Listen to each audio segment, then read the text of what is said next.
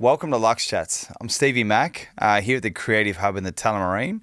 We have an amazing guest today. Our first episode, LUX Chats number 1. Pleasure to have you on, Andy. Do you want to tell us a bit about who you are and what's your business? Yeah, no worries. Well, thank you so much for having me as your first guest. Congratulations on the podcast. I'm looking forward to seeing a few more. And obviously, you got a great network, so I can imagine the great guests you can have on here as well.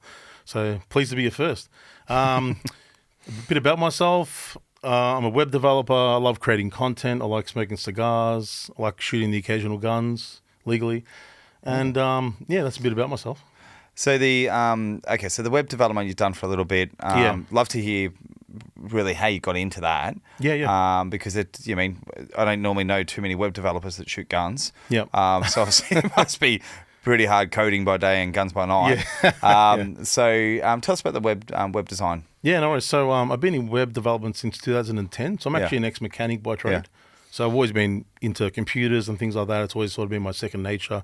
So about 2010, I was working at the airport, loading airplanes with containers, working for Qantas, and I was developing a few websites on the side, nothing crazy, little e-com stores and bits and pieces, just, as a little side hustle. And then I spoke to Qantas itself and I said their leave app and their website for leave and sick leave was really bad. You couldn't see it on the mobile. It was terrible. Everyone used to complain about it. Mm-hmm. So I said to them, look, how about I just rebuild it for you? They're like, you know how to do that? I'm like, yeah, of course. I can do it. I'm a web developer. No problems.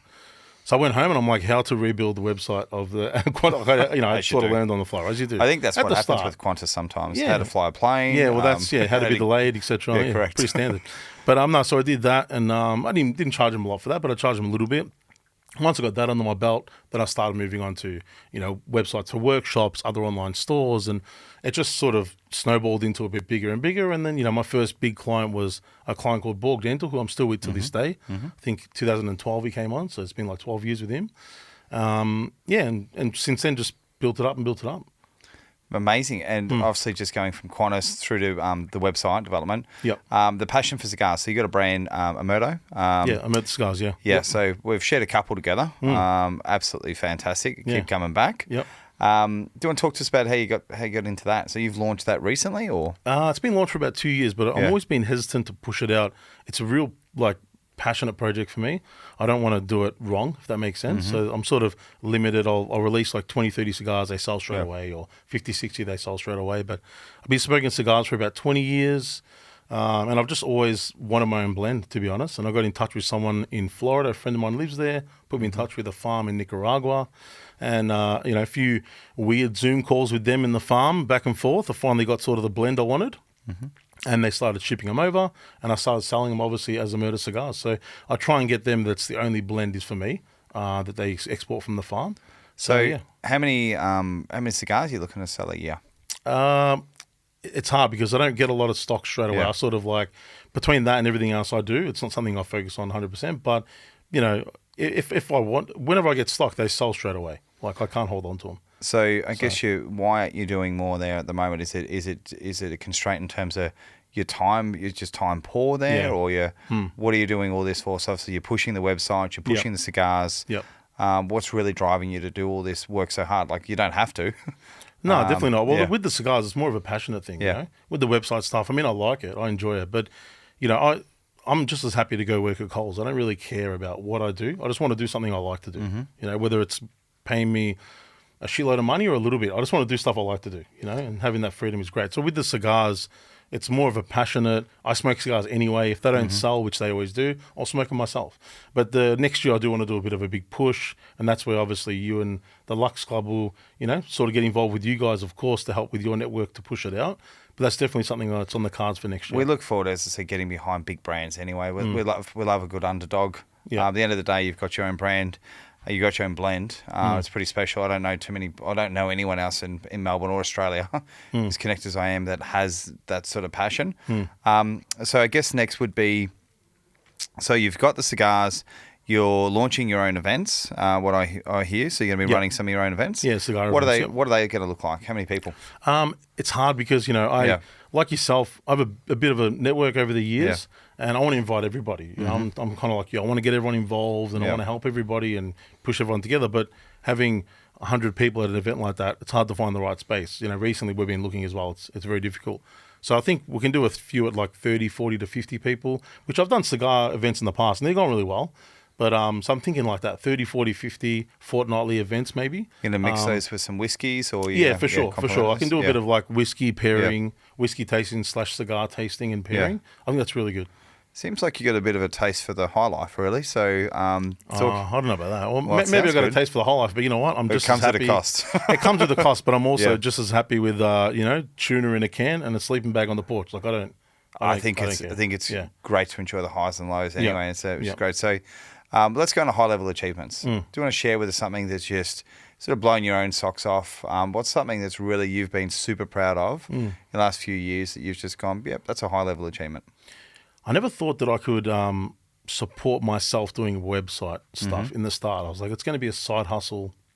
I'll eventually get a job at, a bigger web development company and manage accounts, for example. I never thought I'd be like, cool, I can, manage my own accounts, manage my own clients. It was never really in the scope. But yeah, so that sort of surprised me a lot. And then also getting big clients on, like the big trade promotions we do, the big giveaway sites we do. It's kind of surprises you when they come on board, but also the reputation's there of, having built those sites, so I get it. But it is always surprising, These, just very lightly, Lux is a subscription-based company as well, but seems to be a lot of trade giveaways without giving away all the secrets today. Is subscription the way to go, like to make money? For sure. Yeah, for sure. I mean, I think one of the first biggest ones was like Dollar Shave Club back in the day. Yeah. That sort of kicked off the real subscription model, and then from then it's just gone wild, especially with the trade promotion.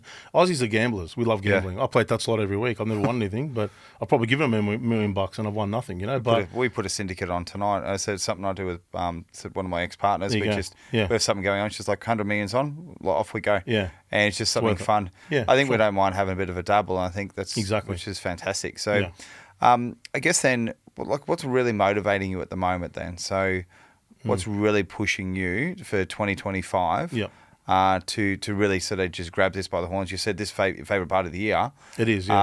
What's motivating you for 2025? I always get super motivated towards the end of the year because I'm like, New Year's coming, let's go. I'm not one of those people that go to the gym January 1st and don't never go back. Like I try and go when I can, obviously, but not all the time. But it's kind of like I'm excited for 2025. I'm getting married next year. A lot of things are happening. Yeah. So I'm that's what's sort of giving me a bit of motivation is that next stage of life. But also just like seeing all my friends exceed and getting out there is really good as well. So that's what's giving me motivation. So I think like at the end of the day, you're getting married. You've got great friends. You got a best mate? Yeah. What's he do? I've got a few best mates. Have you? Oh, sorry. Sorry, Fred. Yeah. Fred, Jack, and John. Most of them have businesses. Yeah. Most of them have business. Some of them don't, but most do. Do they kind of keep you accountable with business? Oh, for sure. Yeah, for sure. For sure. I have a friend of mine who, has a big solar company. He keeps me accountable as well. Another friend, big accounting agency, keeps me accountable. So, yeah. I think it's so important, really. Like we do talk about this, is just having the right people by your side. And look, as much as we chase business, and I do that as well, I have big networks. I really just need friends. You just need people to talk to at the end of the day that you confide in. Yeah. So the wedding. So when's that? March, April? You said next year? May. Yeah. Big sort of get together for that. No, it's only 140 people. Kept it small. Well, it's pretty hard when you got to narrow down about another 140. So. Oh mate, it was hard. Yeah. It was hard. Now, so after that, this Lux list, okay? So I always ask my guests, what's on your Lux list? What do you, if there's that one item you really want to get, or there's a couple of items you really want to get, where's the ultimate travel destination? What car are you buying? What are you wearing on your wrist? Or what's something unique that you really want to go and say, hey, I want to put that on my wall? Yeah. I love Lamborghinis like most people. Yeah. I've driven a few. I've been fortunate enough to drive a few friends' ones, and they're great. They hurt your back, but they're fantastic.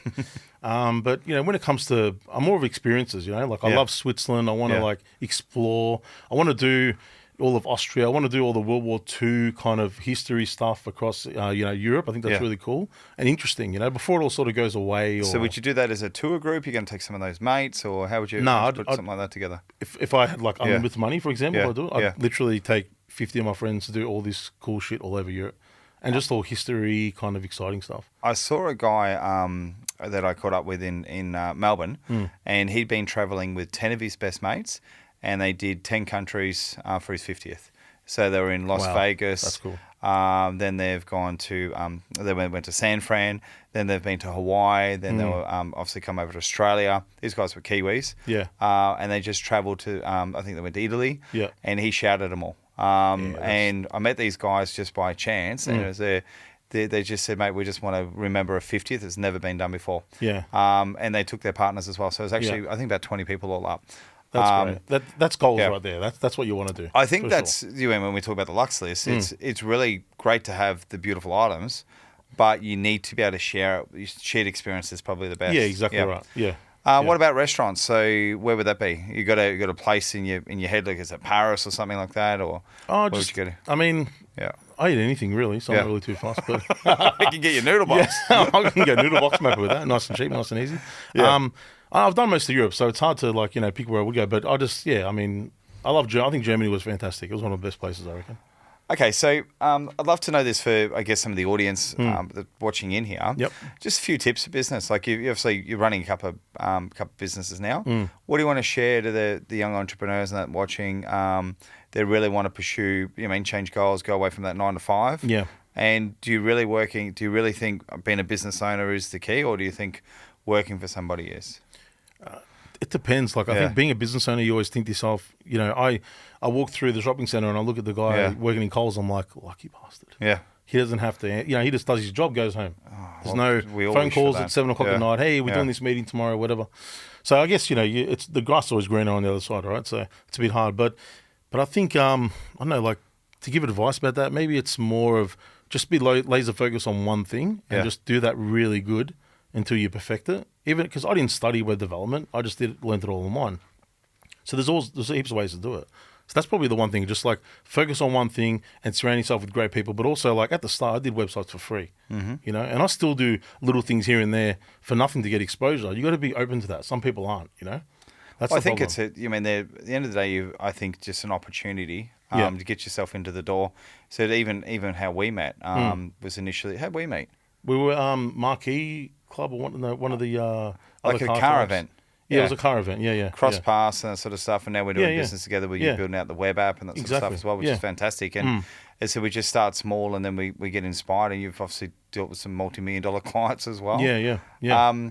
So business in 2026, 27, where are you going to be? How does that look? So you've got married, we've got the Lambo. Yeah. Everything's looking good. How's it going? I don't know if the Lambo's going to come straight after the wedding, but maybe we can hire one for you. Yeah, we'll hire one for sure for the weekend. Sounds good. Where it's going to look, I think when it comes to the web development side of things, it'd be great to expand. Maybe a few more employees and maybe like an account manager. Yeah. To because I'm sort of face to face with all the clients, which is great. But they're all friends of mine. I've never advertised for work.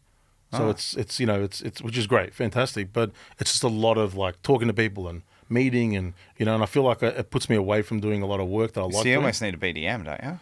Kind of. Because at the end of the day, like the way I would look at it is if it's only just dealing with friends, your radius is most of your customers going to be from Melbourne. Yeah, pretty much. Yeah. You need to be putting something else on the map, maybe Queensland. Yeah. We've been pretty lucky to get some, with the trade promotions we do. Yeah. We've been lucky to get some like ones from Perth and all around Australia, which is great. Yeah.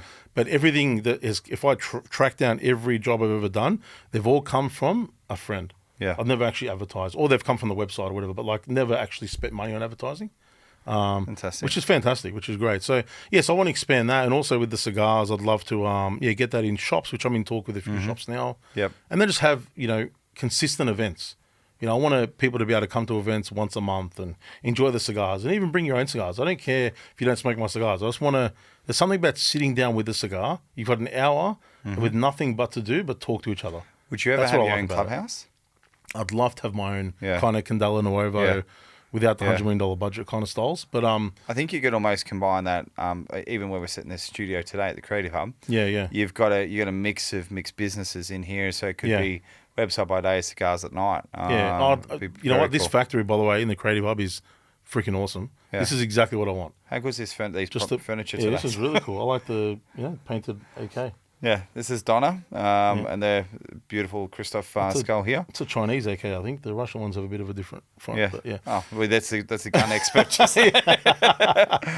Okay, so I guess one more thing is the audience here. How do we find you? How do we connect with you? Yep. How do we connect with Andy? Where do we find you? Yeah, so I'm just on Instagram at mr.andyD. And then with the website stuff, it's est.melbourne. And the cigars is Amerto Cigars.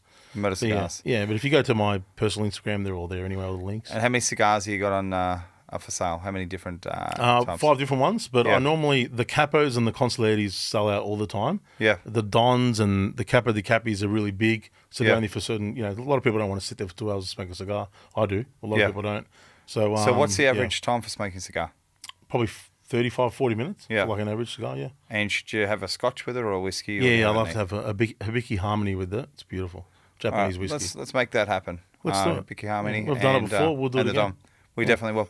Mate, you've been an amazing guest. Thank you so much for coming on to LUX Chats. Thank you. Our first ever episodes has been great. Thank you to the Creative Hub. They've been fantastic.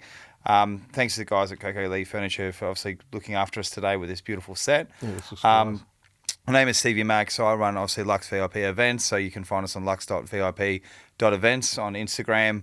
Subscription based, $20 a month, fantastic. Yeah. Look forward to having you on and doing more with you in 2025. Yeah. And also having, being a part of Lux Group, I've actually got so much work out of that and so many friends. It's actually tenfold worth it, like a crazy amount. So I signed up for $20, what it was.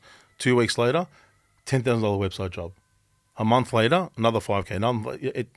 I'm just the working network's on your there. invoice. Yeah. You work out the commission. No, but it's actually the value is amazing. So you've done really well with that. And I think all we're trying to achieve there is just connecting great like-minded individuals with great business and that together. Yep. Look forward to having you on again. I'll see you again tonight. Awesome. Thank you, buddy. Bye.